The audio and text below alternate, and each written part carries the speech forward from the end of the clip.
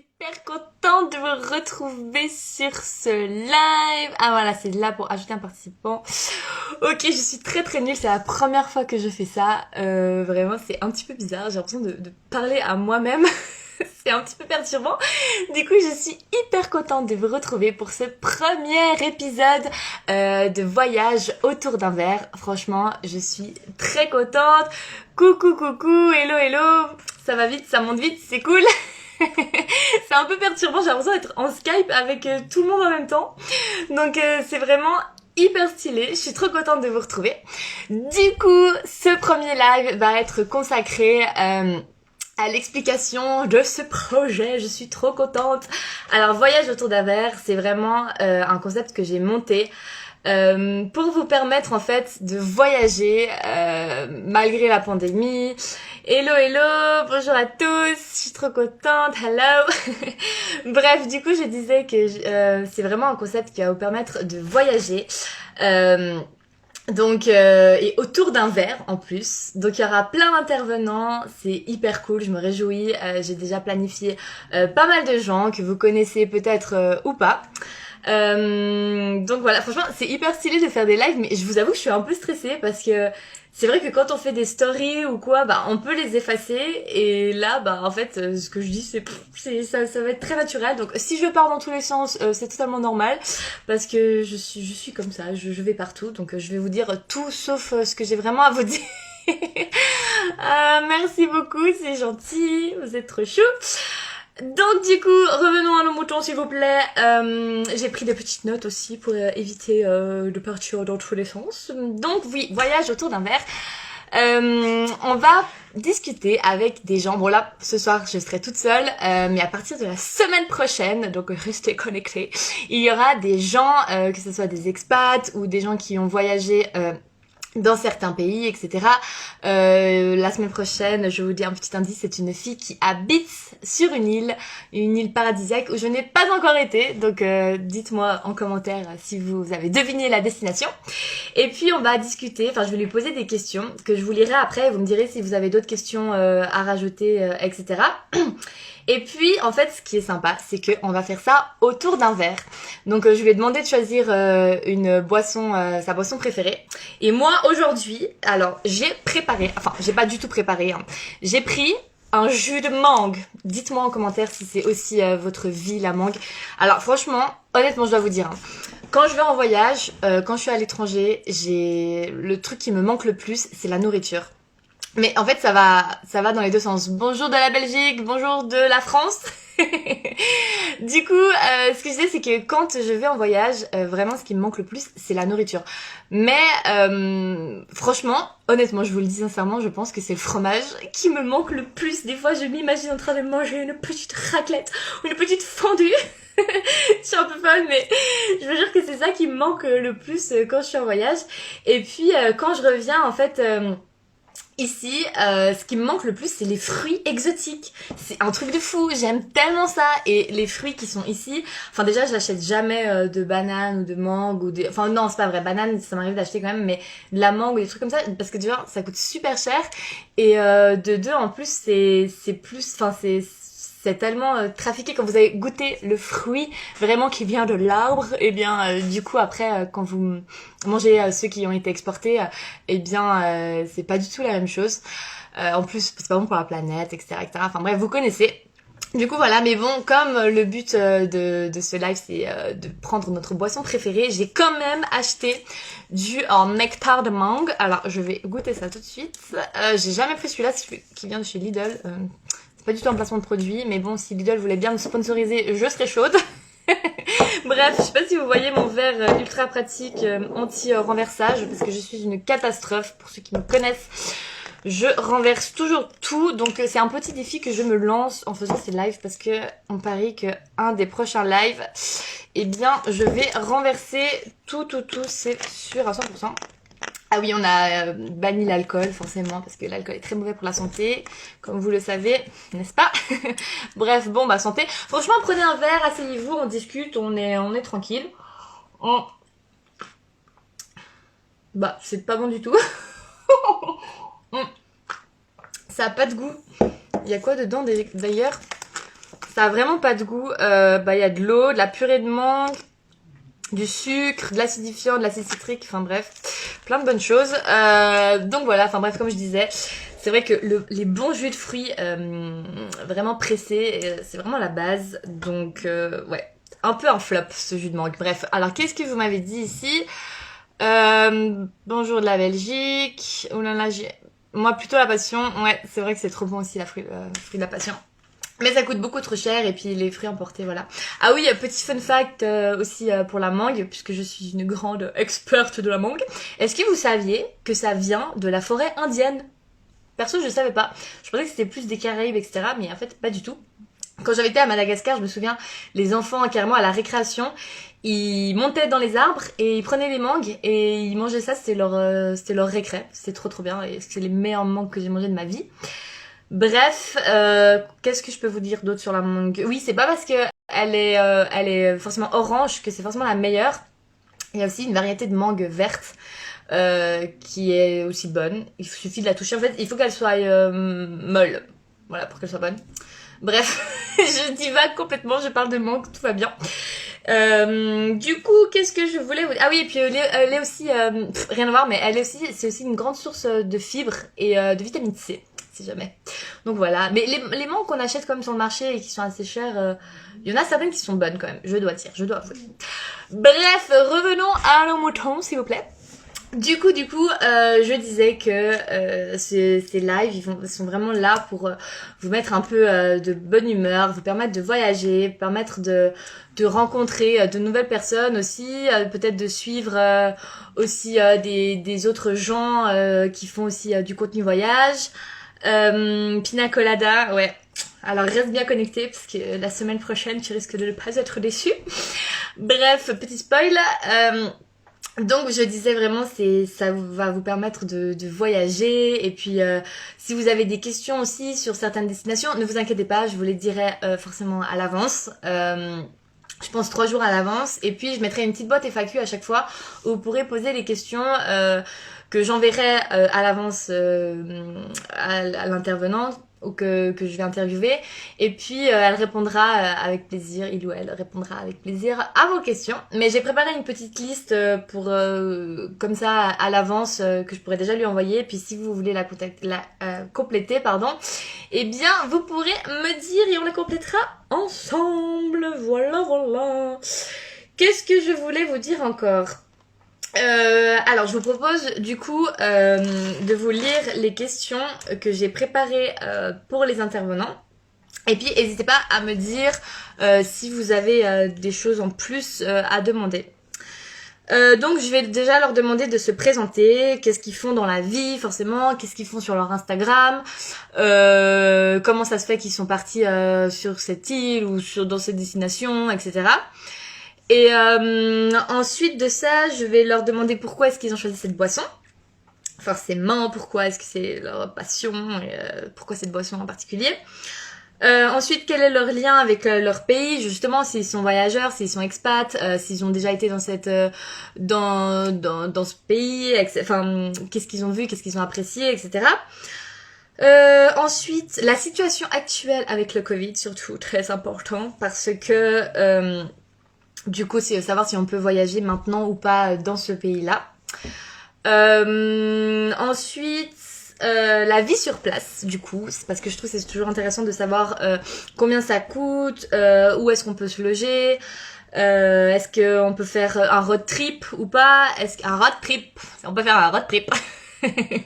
Ou est-ce que c'est mieux de voyager avec je sais pas moi des taxis spéciaux ou des bus spéciaux, des tours organisés, enfin par exemple au Guatemala, petite parenthèse au Guatemala, on nous avait dit que c'était hyper dangereux, etc. Et en fait, finalement, sur place, il y avait full taxi, plein de bus exprès pour les voyageurs. Donc, c'était vraiment trop bien organisé. Puis souvent, les touristes, c'est vrai qu'on fait plus ou moins le même circuit au Guatemala.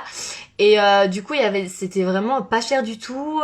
Tout était aménagé. On pouvait mettre nos valises sur le toit, etc. C'était pas hyper confortable, c'est pas le meilleur bus de ma vie, mais du coup c'est vrai que c'était pas Enfin, c'était pas organisé, puis finalement, ben, on s'est organisé sur place. Donc c'est vrai que c'est plutôt sympa d'avoir quelqu'un qui est directement sur place et qui répond à toutes ces questions. Enfin, justement par rapport au transport dans le pays.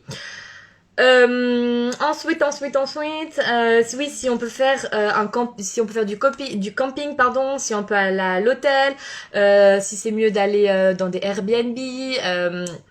Ou autre, en fait, je trouve que c'est toujours intéressant d'avoir des avis de gens qui ont déjà été ou qui connaissent vraiment bien. Plutôt que de chercher sur internet, c'est toujours un peu compliqué. Il y a un peu à boire et à manger. Enfin, il y en a qui disent B. Enfin, il y en a qui n'importe quoi. Il y en a qui disent A, il y en a qui disent B, etc. Enfin, c'est un peu compliqué. Donc voilà, ça sera l'occasion Je lis vos commentaires en même temps. Je finis les questions et ensuite je regarde. Mathéo, tu arrêtes maintenant. Bref. Du coup, voilà, ça c'était aussi une question. Quoi d'autre? Oui, quelle saison y aller? Aussi, parce que c'est vrai qu'à certains endroits, il y a la saison des pluies, où peut-être parfois il fait froid. Enfin, par exemple, en Égypte, là, il fait quand même un peu plus froid que il y a quelques mois. Donc, voilà, c'est toujours intéressant de savoir. Quoi d'autre? Qu'est-ce que j'ai mis? Qu'est-ce qu'il y a intéressant à voir? S'ils ont des petits tips de gens qui habitent sur place, qu'est-ce qu'il faut faire, qu'est-ce qu'il faut pas faire. Enfin, il y a des choses qui sont vraiment attrape-touristes que je ne recommande pas du tout dans certains pays, et qui pourtant sont très valorisés sur Internet. Puis finalement, c'est nul. Donc voilà, ça peut être une question. La sécurité du pays, très important. Savoir si on peut y aller toute seule, parce que je sais que j'ai plein de copines qui veulent, ou copains aussi, qui veulent voyager sac à dos. Je dis copines parce que c'est vrai que souvent c'est les femmes, on a un petit peu plus peur. On se dit est-ce qu'on peut vraiment voyager toute seule, ou est-ce que c'est mieux d'être accompagnée. Et je trouve ça hyper triste de se dire en tant que femme, est-ce que je suis capable d'aller dans un endroit ou pas. Je trouve ça un peu triste, mais enfin bref, c'est un autre débat. Du coup, ensuite j'ai trouvé sympa si je leur demandais les anecdotes sur leur pays, s'ils ont vécu des situations drôles ou des moments où ils n'ont pas forcément compris ce qui se passait vraiment. Ça peut être un truc drôle. Comment ils communiquaient au début, etc. Enfin, nous, par exemple, en Égypte, on était tout le temps avec le Google Traducteur, donc c'était un peu galère. Des fois, ça voulait rien dire. Il était là, toi, hélicoptère, manger mangue. Et on était là, quoi? Genre, what the fuck, ça traduisait trop mal. Donc voilà, c'est un petit peu marrant parfois. Ensuite, oui, les prix du billet d'avion. Par exemple, depuis la Suisse ou la France, ça va dépendre qui je vais interviewer. On verra.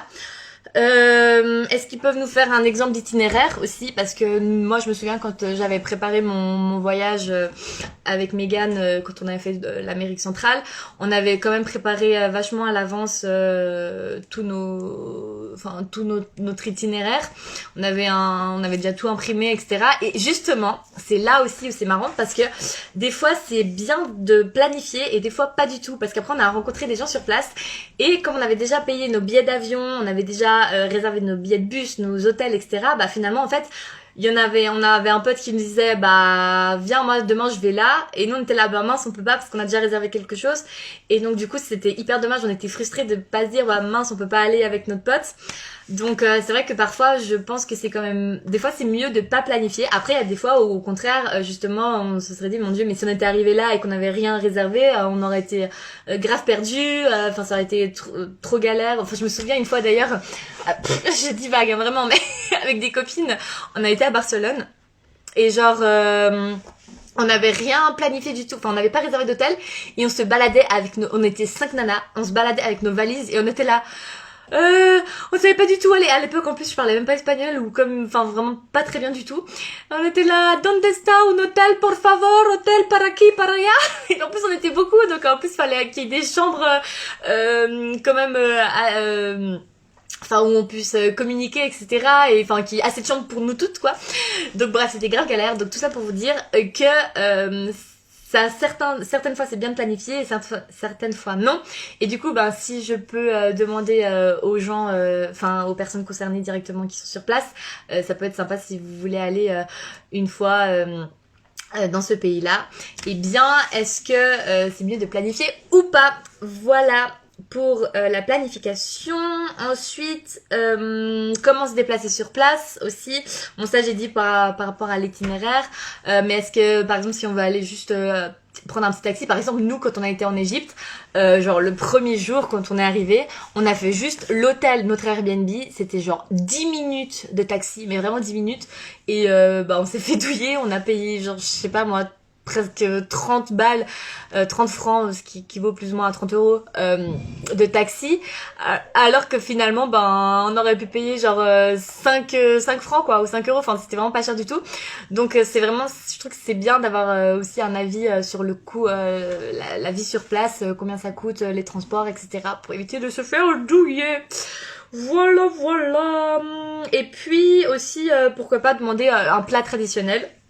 Enfin, qu'est-ce que c'est le plat traditionnel? Si on a envie de goûter à un plat typique de là-bas, qu'est-ce que c'est? Pour savoir aussi un petit peu le style de nourriture. Donc voilà. J'ai mis aussi peut-être la danse, s'ils ont des danses, parce que vous savez que j'adore danser, pour ceux qui me suivent et qui me connaissent, que j'adore danser.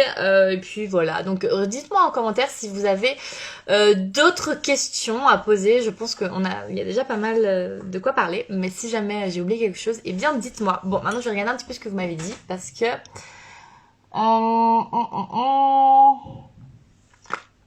C'était pas bon d'organiser, non. Bon, Mathéo, tu m'as un petit peu spoil. Hello. Et mais j'arrive plus à remonter la suite. Coucou à tous ceux qui m'ont dit coucou. Merci d'être resté jusque là. Mince, j'arrive plus à couper ça. C'est quoi ça? Oups, je sais pas sur quoi j'appuie. Bref. On va continuer. Donc si vous avez des questions... quelles sont les traditions? Ah oui, c'est vrai, ça peut être une bonne idée. Je vais noter. Tradition. C'est vrai. Ça peut être aussi une très très bonne idée. Donc ouais, redites-moi si jamais vous avez d'autres questions à poser. C'est avec grand plaisir que je vais le traiter. De toute façon, je mettrai, si c'est pas maintenant, je mettrai ce live en IGTV. Mais si jamais vous avez d'autres questions qui vous viennent à l'esprit plus tard, eh bien, je mettrai de toute façon une boîte FAQ 3 jours à l'avance, parce que je vous annoncerai qui sera là. Et puis, surtout, je vous dirai quelle destination, et puis vous pourrez poser vos questions. Bref, pour continuer, du coup, oui. Alors, la destination, je vous avais mis une petite boîte FAQ où vous m'aviez demandé... c'est agréable de t'entendre parler de tes voyages avec autant de passion. J'avoue que je suis trop passionnée. Franchement, les lives, si ça pouvait durer 3 heures, je pense que j'utiliserais 3 heures et je vous raconterais tous mes voyages avec grand plaisir. Mais... du coup, c'est pas possible. Peut-être que si ça vous intéresse, là j'ai plein d'intervenants, c'est trop cool, qui sont planifiés pour les prochaines semaines. Mais si ça vous intéresse, je pourrais faire aussi des lives où je suis toute seule et je vous raconte mes voyages et je réponds à ces questions en fonction des pays que j'ai visités. Après, c'est vrai que je suis pas non plus une expert à 100% parce que peut-être au Costa Rica, je suis restée 6 semaines, donc ça va. Mais il y a d'autres endroits où je suis restée que 2 ou 3 semaines et donc... c'est vrai que je suis pas non plus une experte par rapport à d'autres qui habitent là-bas, quoi. Donc voilà, les fêtes annuelles. Ah oui, c'est vrai, ça peut être une bonne idée, pourquoi pas. Et puis, je suis prête à t'écouter pendant 3 heures. Ok, c'est parti.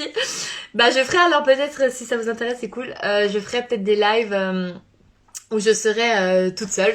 On verra, où je vous raconterai un petit peu ma vie et ce que j'ai vécu pendant mes voyages avec grand plaisir. Bon, du coup, oui, quand je vous avais demandé en FAQ quelle destination vous intéressait que je vous parle, eh bien, vous avez été énormément à me répondre le Mexique, et je comprends parce que c'est vraiment ma destination coup de cœur. J'ai vraiment trop aimé. Et donc du coup, je vous en parlerai pas ce soir, malheureusement. Enfin, malheureusement ou heureusement, parce que je vous spoil un petit peu, mais il y a justement une intervenante dans un petit moment, dans quelques semaines, qui va vous parler du Mexique en long, en large, en travers. Donc gardez bien vos questions pour ce pays, et puis avec grand plaisir qu'on y répondra le jour J. Donc du coup, la deuxième destination que vous aviez choisie, c'était Cuba. Donc c'est vrai que pour moi, Cuba, ça a toujours été un rêve ultime. Vraiment, c'était dingue. Je vous ai préparé avant le live sur ma tablette, sur Maps. où c'était Cuba, mais oups. Mais je crois qu'on voit rien du tout et je pense que vous savez plus ou moins où c'est Cuba. Donc là il y a l'Amérique et puis c'est un peu plus haut que l'Amérique centrale. Et puis là se trouve Cuba, une île. Bon, je pense que vous savez plus ou moins où c'est. Mais c'est vrai que Cuba, il y a énormément de choses à visiter. Est-ce qu'il y a des mots-clés pour se faire comprendre si on ne parle pas la langue? Ah oui, ça peut être une bonne idée ça. C'est vrai que de savoir deux, trois trucs. Enfin, quand tu dis mots-clés, genre par exemple, comment savoir, enfin, une traduction d'un mot en particulier ou bien qu'est-ce que tu entends par mot-clé? Et puis, du coup, en attendant que tu répondes, je vais continuer. Par rapport à Cuba, oui, alors, ce qu'il faut que vous sachiez, c'est que Cuba, je suis arrivée à Cuba, on a senti une atmosphère hyper bizarre et on s'est dit, c'est trop bizarre, il y a quelque chose qui va pas. Donc, on savait pas trop ce que c'était et on est arrivé au mois de mars l'année passée, exactement il y a un an. Donc en pleine période Covid chez nous. Et c'est vrai qu'en fait, quand on est arrivé à Cuba, on était dans notre bulle. Déjà, il faut savoir que le Wi-Fi Internet à Cuba, c'est très compliqué. Par contre, je suis en train de me dire que je parle et tout, mais je sais pas du tout combien de temps ça fait que je parle. Donc, et il n'y a pas de minuteur ni rien. Donc, bref. 19... Ouais, ça va. Parce que je crois qu'il y a une limite de temps. Bref, du coup, ce que je veux dire, c'est qu'à Cuba, il y a vraiment pas d'internet.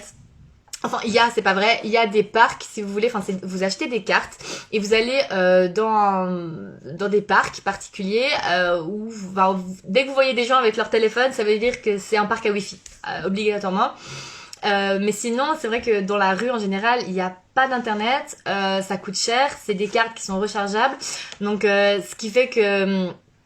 Hello, hello Hugo. Du coup, ce qui fait que oui, donc pour avoir internet, il faut le recharger à chaque fois et aller dans un bureau spécial, recharger.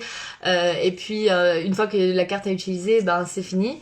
Donc, ce qui fait qu'on n'avait vraiment pas souvent internet, on était vraiment dans notre bulle et on entendait des ragots qui disaient comme quoi il y avait une épidémie, enfin une pandémie qui se préparait.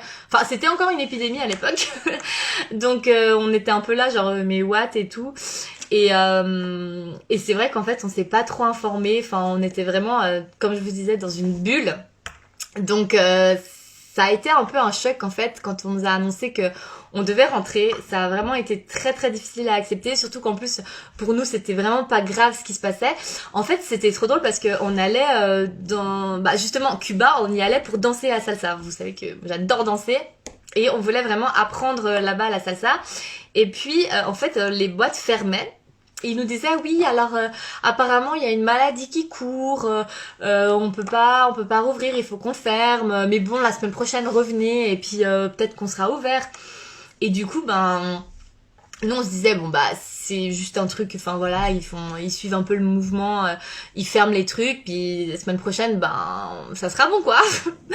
Bah oui, un an après on est toujours au même stade, tout va bien.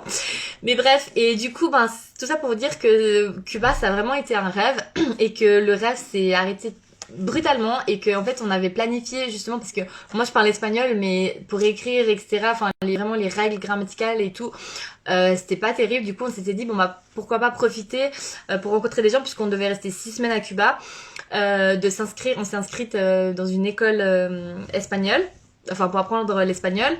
Et puis quand on y a été ils nous ont dit qu'ils devaient fermer l'école. Donc déjà là, boum, premier truc. Après, ils fermaient les boîtes, boum, deuxième truc. Du coup, c'est vrai que finalement, il y avait plus grand chose à faire sur place. Et puis, donc on est resté 15 jours. Mais sur les 15 jours, en fait, du jour au lendemain, ils nous ont dit, en fait, tous les touristes doivent être confinés. Ce qui fait que, en fait, on avait prévu d'aller à Vignales. On était à La Havane et on avait prévu Vignales, c'est juste un petit peu plus bas dans la campagne. On avait prévu d'y aller et puis finalement, on a dû se confiner du jour au lendemain. Donc voilà, c'est vrai que tout le trip qu'on avait prévu à Cuba est complètement tombé à l'eau. Ce qui fait que c'est toujours un rêve de retourner sur place. Mais je peux quand même vous parler de 2-3 trucs qui pourraient vous intéresser. N'hésitez pas si jamais vous avez des questions. J'y répondrai avec grand plaisir. Mais du coup, nous, on est allé dans des casas particulares, ça s'appelle. C'est vraiment, en fait, là, bah, typiquement à Cuba, je vous recommande vraiment d'utiliser ce moyen. Enfin, ça dépend. Si vous aimez bien avoir un petit disons, être dans votre confort, etc., pas trop vous éloigner de ce que vous connaissez, vous pouvez aller dans les hôtels. Mais si vous êtes à la recherche de nouvelles aventures, de rencontrer des gens, de vivre comme un Cubain ou une Cubaine, eh bien, je vous conseille vraiment d'aller chez l'habitant. C'est hyper facile de trouver des casas particulares. Il y en a vraiment partout.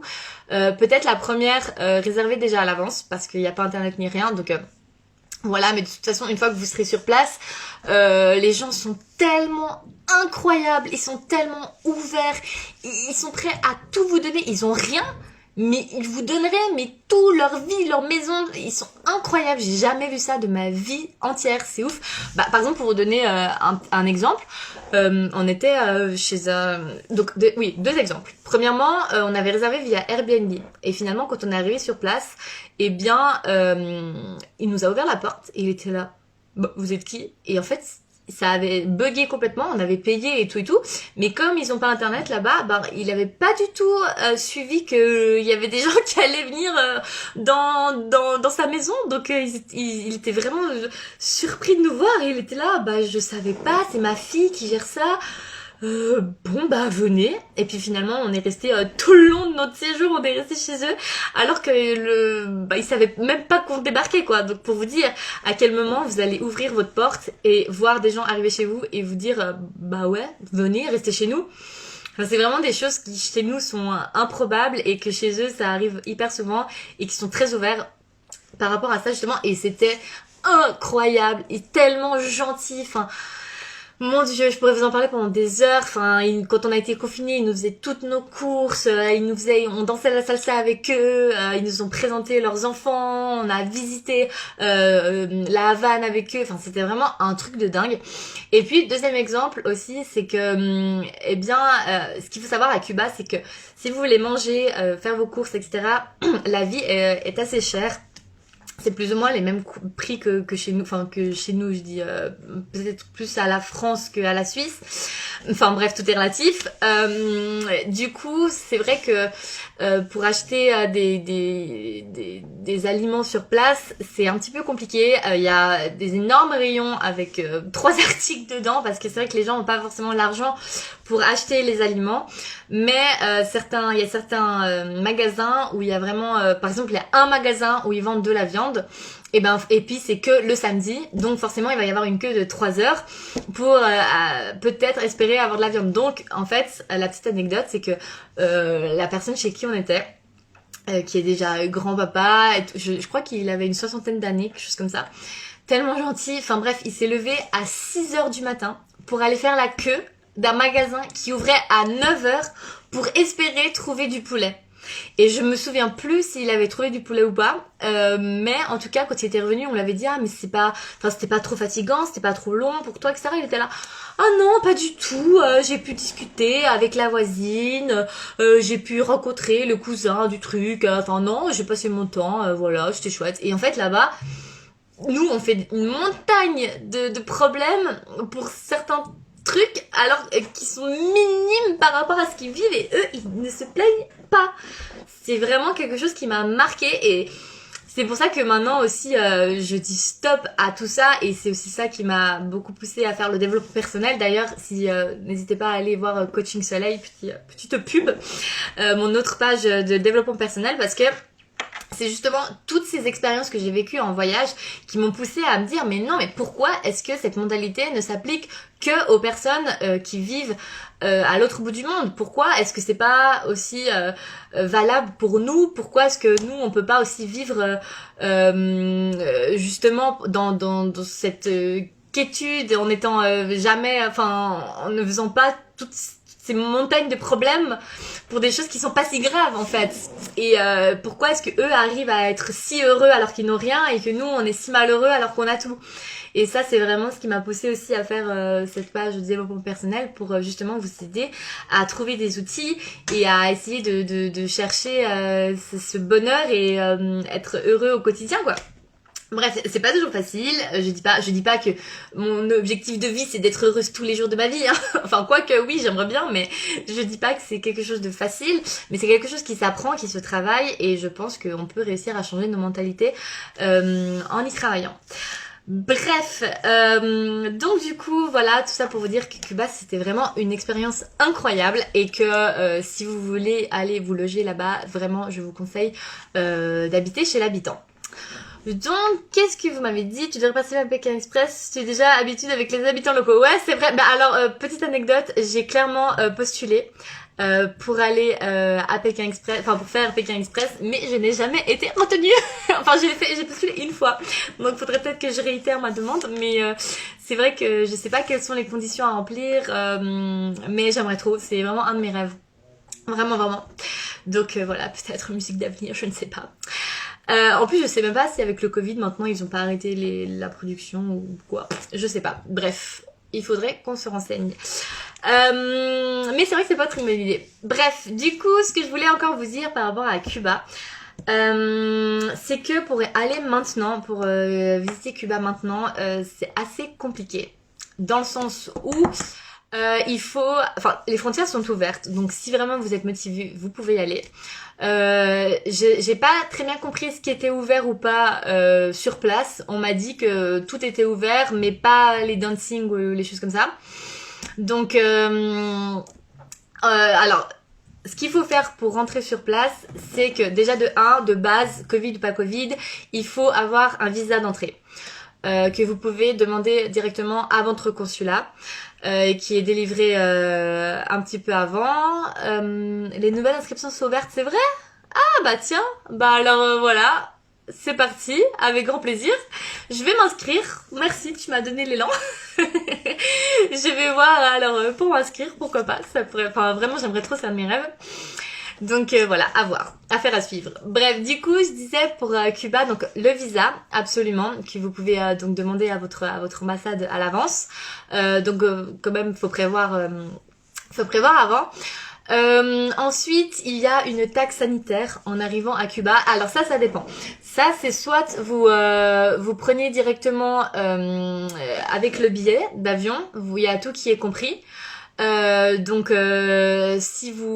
enfin, faut regarder si en arrivant sur place vous devez payer la taxe ou si cette taxe est déjà comprise dans le billet d'avion. Ça c'est à vous de voir.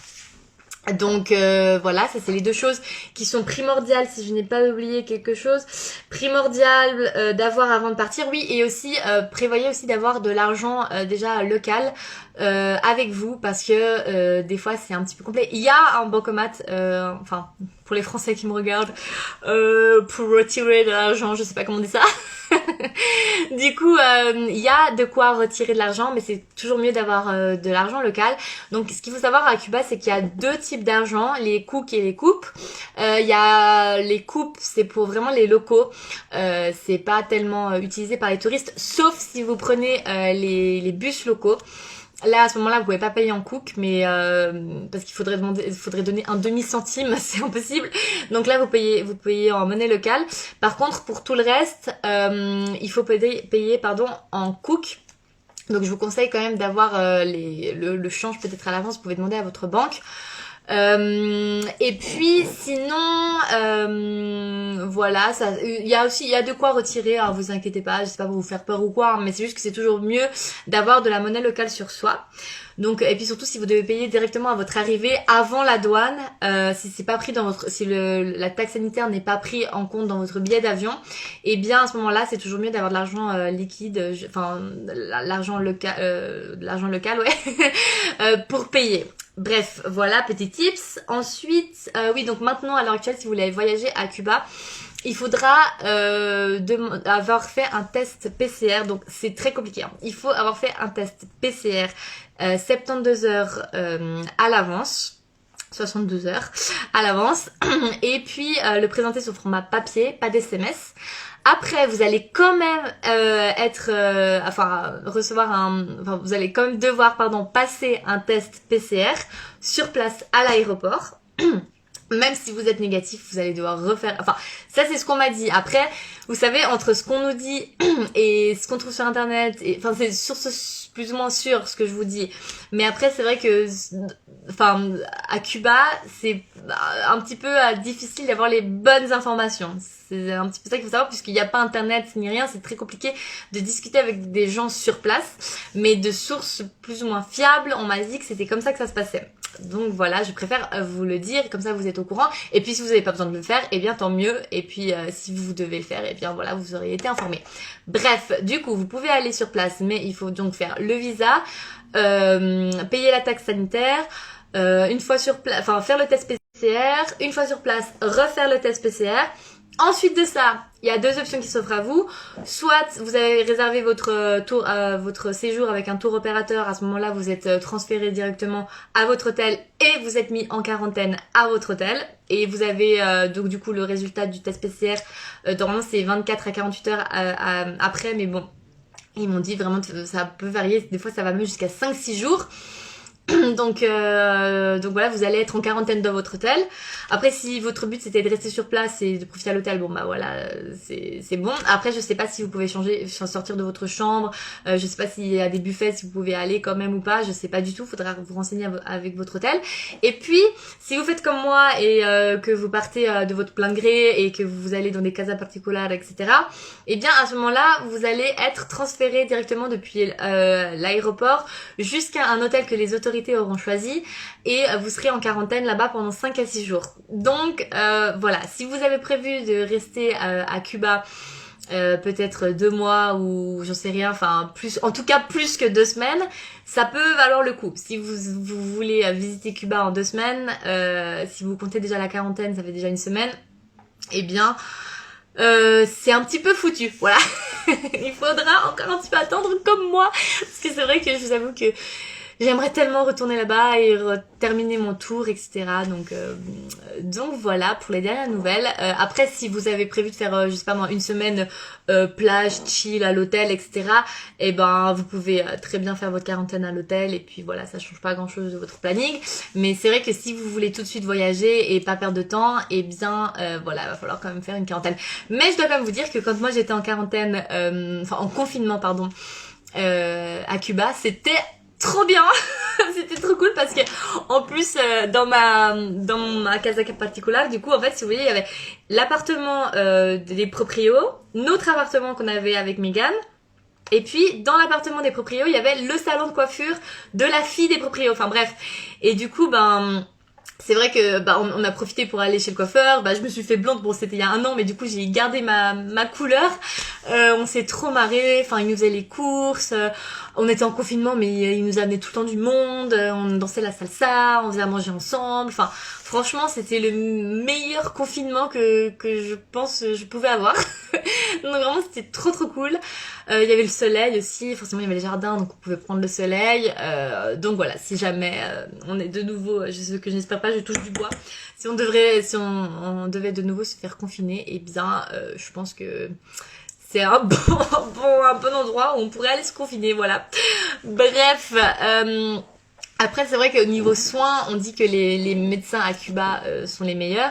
C'est vrai qu'il n'y a pas tellement d'infrastructures, c'est pas vrai, il y a des infrastructures pour les touristes, il y a un hôpital carrément à La Havane dédié aux touristes, donc je pense qu'il y a quand même le matériel nécessaire, mais après pour les locaux c'est un petit peu plus compliqué.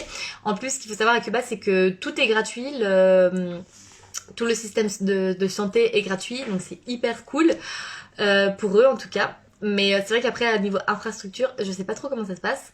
Donc voilà, c'est vrai que si vous avez des problèmes, je veux pas dire n'importe quoi en live, et c'est vrai que si vous êtes une personne à risque, je ne vous conseille pas d'aller à Cuba, puisque si ça venait à tourner mal, eh bien je sais pas dans quelle mesure vous en sortirez. Bref, sujet sensible, je m'égare, on va laisser tomber ça. Du coup tout ça à Cuba pour le prochain confinement, exactement, voilà c'est ça, c'est un petit peu l'idée. Qu'est-ce que je voulais vous dire par rapport à Cuba aussi? Donc oui, non, je vous recommande vraiment ce pays. C'était vraiment un pays magique, vraiment trop chouette.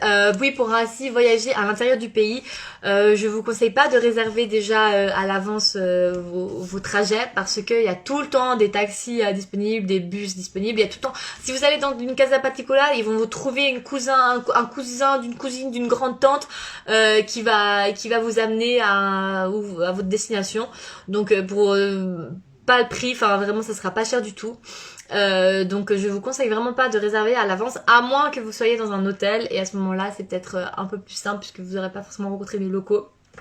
Si vous voulez voyager, ben, à ce moment-là, peut-être planifier à l'avance, parce que je sais pas dans quelle mesure sur place ils peuvent, à l'hôtel, ils peuvent vous dire, ok, bah prenez ce bus, ça, je sais pas. Donc voilà, mais je vous conseille vraiment, en tout cas si vous allez à Cuba, de plutôt aller chez l'habitant.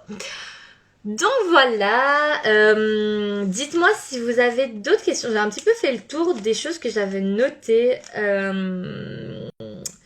Oui, que j'avais. Ah oui, puis juste aussi, petite parenthèse que j'ai oublié de vous dire, c'est le enfin c'est un peu logique, mais le trajet, du coup le transfert entre l'aéroport et l'hôtel où vous serez confiné, où c'est les autorités qui décideront où vous irez, eh bien c'est à vos frais. Tout est à vos frais. Et je sais pas comment on peut dire à l'avance, je sais pas de quels frais on parle. Donc ça risque d'être assez élevé. Donc voilà. Juste pour la petite parenthèse. Du coup, dites-moi si vous avez d'autres questions par rapport à Cuba. Je vais boire mon petit jus de mangue. Ça a pas l'air. Du coup, voilà. Bah écoutez, honnêtement, si vous avez d'autres questions à me poser, si vous regardez ce live par la suite, parce que je le laisserai en IGTV, eh bien, vous pourrez me les poser avec grand plaisir. Par contre, du coup, combien d'heures de vol alors, c'est une bonne question. Je sais pas parce que moi j'avais fait, du coup, on était au Mexique, on avait fait Mexique-Cuba. Donc pas très long. Mais depuis ici, je dirais... J'ai pas envie de dire de bêtises, mais je pense que c'est autour des 7 heures, quelque chose comme ça. Et il y a pas mal de décalage horaire aussi. Donc voilà, c'est en moins, si je me trompe pas.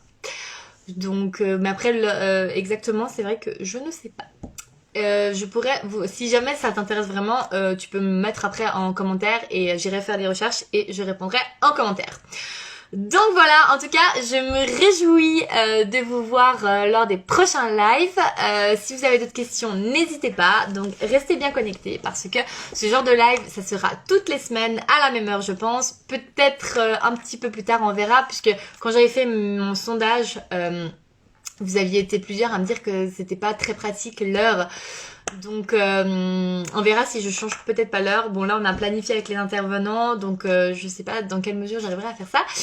Mais voilà, de toute façon, vous pouvez retrouver tous ces lives, bien évidemment, en IGTV si j'arrive à enregistrer, parce que je suis un peu une pive, et donc du coup, je sais même pas comment on l'arrête, ce live, je crois que c'est là. Bref, du coup, voilà. Merci d'être restés, pour ceux qui sont restés, et puis, bah, ceux qui voient ce live en différé, et bien, à tout le monde, de toute façon, je vous fais plein de gros bisous, et puis, rendez-vous la semaine prochaine. Si vous avez d'autres questions, n'hésitez pas. Bisous, bisous!